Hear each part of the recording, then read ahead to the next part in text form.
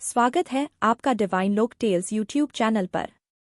यहाँ हम लाते हैं ऐसी कहानियाँ जो सिर्फ मनोरंजन ही नहीं बल्कि जीवन में मार्गदर्शन भी देती हैं।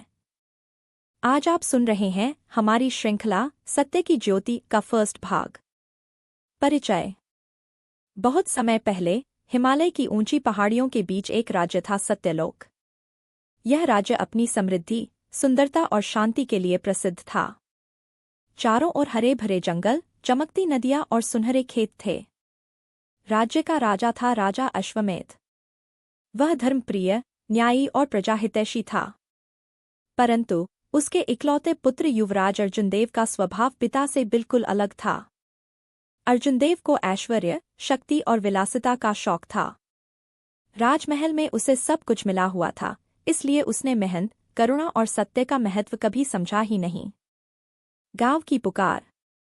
राज्य की सीमा पर एक छोटा सा गांव था, अन्नपूर्णा।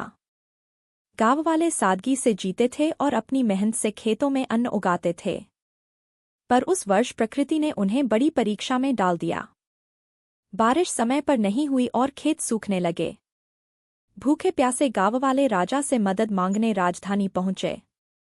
दरबार में जाकर उन्होंने कहा, महाराज, हमारे खेत सूख गए हैं, बच्चों को खाने को दाना नहीं है, कृपा कर हमारी सहायता कीजिए। राजा अश्वमेध तो करुणामय था, पर दरबार उस दिन युवराज अर्जुनदेव चला रहा था। उसने हंसते हुए कहा, क्या तुम लोग हर बार रोने चले आते हो? अगर खेत सूख गए हैं तो मेहनत करो, जंगल में जाओ, शिकार करो या व्यापार करो। हर छोटी समस्या लेकर दरबार आने की आदत छोड़ो। गांव वाले निराश होकर लौट आए। उनकी आंखों में आंसू थे। क्या यही है वह युवराज जो कल को हमारा राजा बनेगा? ऋषि वसुंधर का आश्रम। गांव के पास ही एक प्राचीन आश्रम था जहां ऋषि वसुंधर रहते थे। वह एक ज्ञानी और करुणामय साधु थे जो हमेशा लोगों को यही शिक्षा देते, सत्य और करुणा यही जीवन की असली शक्ति हैं। झूठ और अहंकार कभी सुख नहीं ला सकते। गांव वाले उनके पास गए और अपना दुख सुनाया।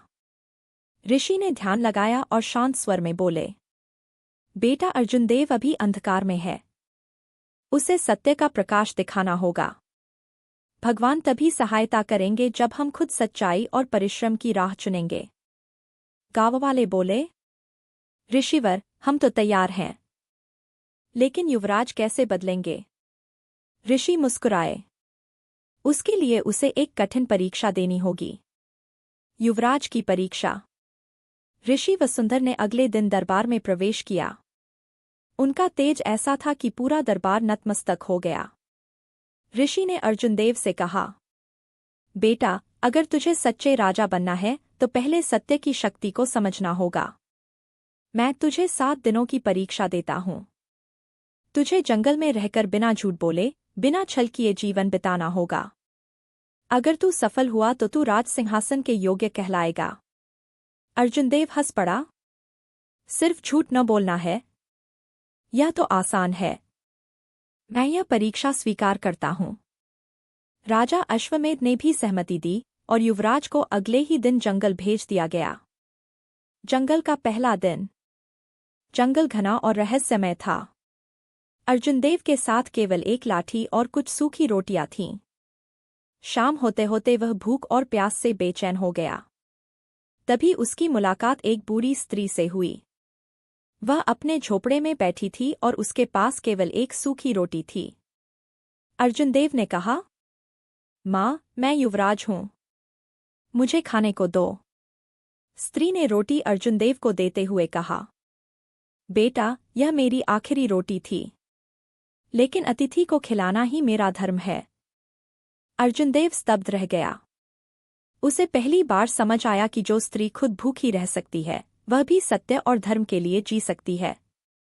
डिवाइन लोक टेल्स। अगर आपको डिवाइन लोक टेल्स की यह प्रेरणादायक कहानी पसंद आई तो चैनल को लाइक, शेयर और सब्सक्राइब जरूर करें, ताकि ऐसी और भी दिव्य कहानियां आप तक पहुंचती रहें।